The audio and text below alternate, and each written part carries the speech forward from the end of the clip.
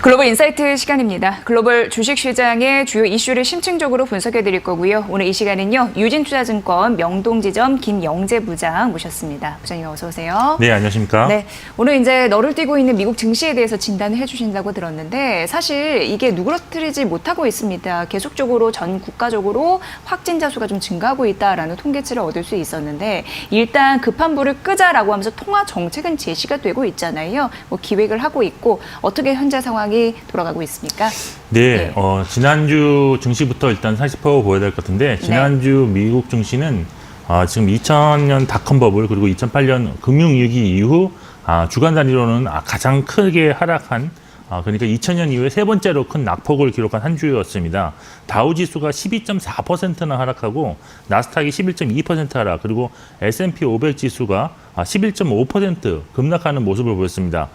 이렇게 증시가 급락한 원인에는 사실 표면적으로는 코로나19의 글로벌 확산에 따른 기업 실적의 그런 저하 우려감이 나타났다고 볼 수 있겠고요. 여기에 그 2월 서비스 PMI 지수가 49.4로 나타났는데 2013년 10월 이후에 최저치를 좀 기록한 것이었습니다. 그리고 그 전주에 있었던 디지털세와 관련된 그런 움직임 그리고 민주당 샌더스 후보의 법인세 인상 공약 등 기업에 대한 그런 증세 가능성이 좀 나타나면서 이것도 소폭 부정적으로 작용했다고 할 수 있습니다. 특히 그 미국의 경우에는 올해 사실 증시가 크게 또 랠리를 보였는데 주도했던 섹터가 제조업이 아닌 서비스업이었던 점에서 주가에는 좀 큰 부담이 작용했을 것으로 일단 볼 수 있겠습니다. 이렇게 증시가 급락하자 미국의 연준은 긴급 FOMC를 통해서 전격적으로 기준금리를 0.5%포인트 인하를 했는데요. 미국 연준의 금리 정책과 연동해서 호주 중앙은행이 기준금리를 0.25%포인트 인하했고 그리고 캐나다 중앙은행도 최근에 기준금리를 0.5%포인트 인하를 했습니다. 일본은행도 지난 2일과 3일 동안에 공개시장 조작 실시를 통해서 시중의 유동성을 좀 공급했고요. 그리고 지금 다음 주인 그 12일 통화정책회의가 예정된 유로 중앙은행 역시 예금 기준금리를 지금 기존의 마이너스 0.5%에서 마이너스 0.6%로 좀 인하할 것으로 지금 전망되고 있습니다. 이러한 세계 주요 은행들의 발빠른 조치에 힘입어서 이번 주 증시는 좀 어제까지 좀 다우가 한 6.6% 정도 반등했고 나스닥이 한 5.1% 반등하면서 지난주 하락폭의 한 절반 수준을 좀 회복하는 모습을 보였는데 오늘 또다시 새벽에 마감된 지수가 또 급락을 하면서 이제 뭐 최저점은 아니지만 최저점을 향해서 다시 한번 또 달려가는 모습이 나타나고 있다라고 할 수 있겠습니다. 네. 2008년 금융위기 이후 처음이라고 합니다. 정말 우리가 알고 있지만 정기회의 이전에 이렇게 전격적으로 기준금리를 인하했잖아요. 그런데 이게 약발이 먹혀야 되는데 먹히지 않고 있습니다. 그렇기 때문에 미국 증시가 변동성이 심한 거 아닐까요? 그 원인은 뭐라고 보세요? 네, 일단 변동성이 얼마나 심한지는 지금 냉탕, 온탕을 반복적으로 좀 하고 있는데 월요일에 5%가 다우지수가 상승했습니다. 그렇지만 화요일에는 금리 인하에도 불구하고 3% 가까운 급락을 기록했고 또 수요일에는 좀 민주당 경선 결과가 좀 이제 예상보다는 다르게 나오자 다시 또 4.5% 상승하는 모습을 보였고 또 오늘은 거의 3.5%가 또 하락을 했습니다. 그래서 하루 걸러 하루씩으로 지금 올랐다 내렸다를 반복하고 있는데 특히 연준의 그 0.5%포인트 금리 인하에도 불구하고 이렇게 급락을 하는 그런 원인을 살펴보면 먼저 그 연준이 사실 예정에도 없던 그리고 지금 정례 회의를 2주에 앞으로 불과 남기고 전격적인 금리 인하에 나설 정도로 미국 경제 상황이 좀 나쁜 것이 아니냐 하는 그런 우려감이 좀 작용했다라고 볼 수가 있겠고요. 여기에 그 금리 인하 결정 후 가진 기자회견에서 파월 의장이 기준금리 이외에는 일단 다른 정책적 수단은 고려하지 않고 있다고 말함으로써 기대했던 양적 완화 같은 그런 직접적인 유동성 정책보다 좀 효과가 빠르지 않은 기준금리 정책으로 좀 대응한다는 그런 불안감이 좀 나왔습니다.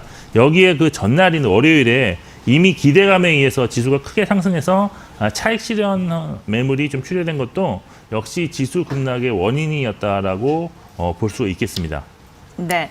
그러면 앞으로 미국 증시는 추가적으로 급락을 할 것인지 그 외에 많이 떨어졌으니까 지금 좀 접근해도 가능할 건지 그래서 뭐 반발 매수가 들어올 건지 그 여부가 궁금한데 향후 어떻게 느끼세요? 네, 일단 예. 제가 뭐 말씀드리고 싶은 것은 이제 코로나19로 미리 네. 증시의 조정을 경험한 중국과 그리고 우리나라 뭐 네. 진행형이지만 네. 의 그런 절차를 좀 밟을 가능성이 있다라고 해서 아직까지는 섣부른 그런 낙관은 좀 위험하다라고 볼 수 있습니다. 네.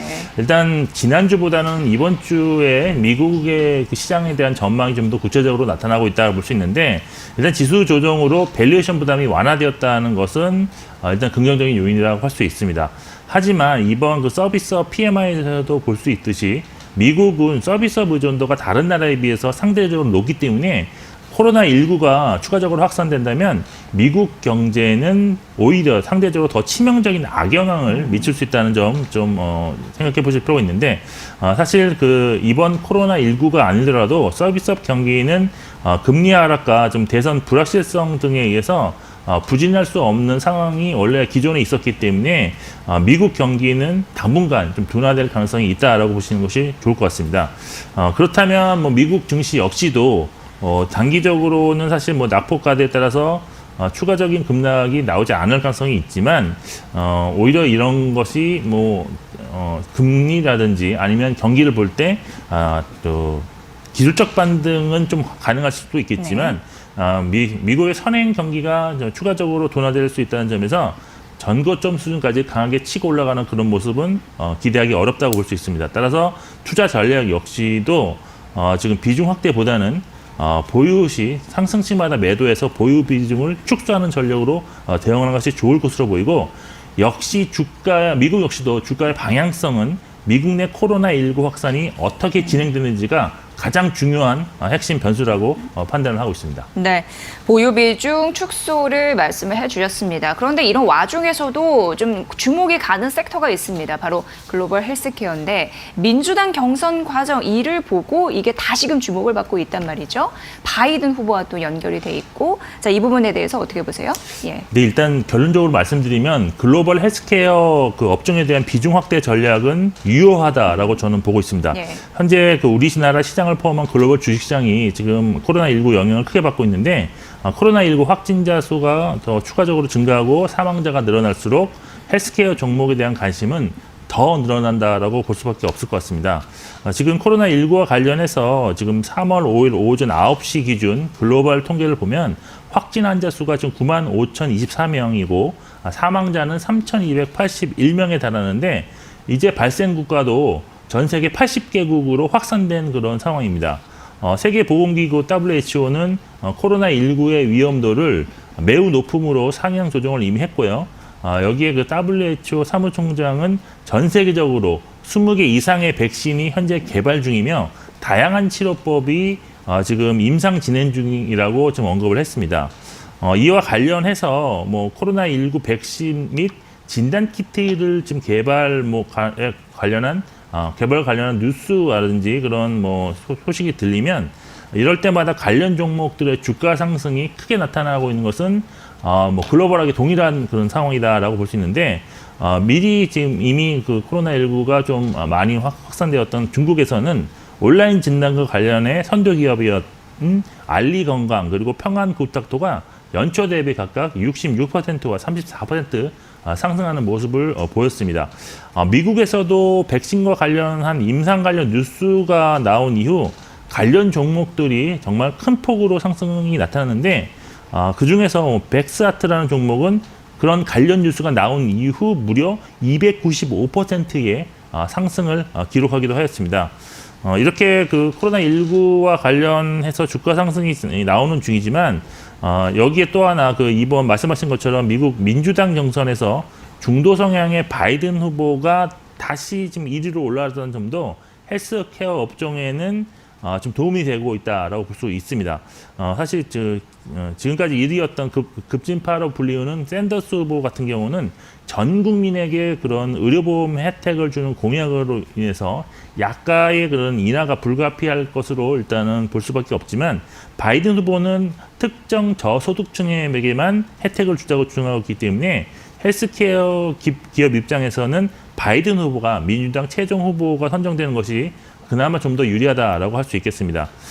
국내 시장을 좀 살펴보더라도 최근 그 코로나19 사태 확산으로 인해서 시장에서는 이제 1분기 기업들의 실적에 대한 우려감이 상당히 짙게 나타나고 있어서 기존 주도주였던 IT 업종에 대해서는 좀 보수적인 입장을 좀 취하고 있는 그런 전문가들이 많아지고 있습니다. 특히 지금 뭐 그 금리 하락, 미국의 금리 인하로 인해서 환율 하락 효과가 기대될 수 있는 뭐 대형주 같은 경우는 큰 문제가 없겠지만 중소형 IT 종목주에 대한 그런 우려감이 좀 나타나고 있는데 사실 일반적으로 바이오 종목들 같은 경우에는 연구개발 위주로 지금 진행되고 있는 기업이 많기 때문에 직접적으로 생산하는 기업이 그렇게 많지는 않습니다. 따라서 실적에 대한 부담감이 없다는 점, 그리고 다가오는 4월 달에 미국 암 연구학회가 다시 좀 개최되면서 이제는 다시 글로벌 학회 개최 모멘텀이 작용할 수 있게 됐다는 점을 상당히 좀 주목할 필요가 있고,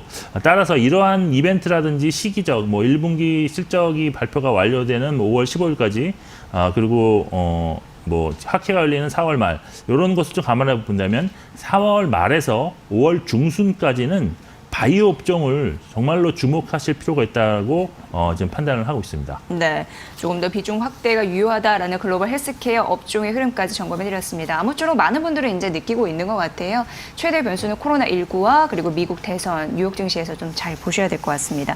저희가 뉴욕 증시 분석과 더불어서 전망까지 주요 재료 점검을 해드렸습니다. 글로벌 인사이트 함께 했습니다. 유진투자증권 명동지점 김영재 부장과 함께 했네요. 잘 들었습니다. 고맙습니다.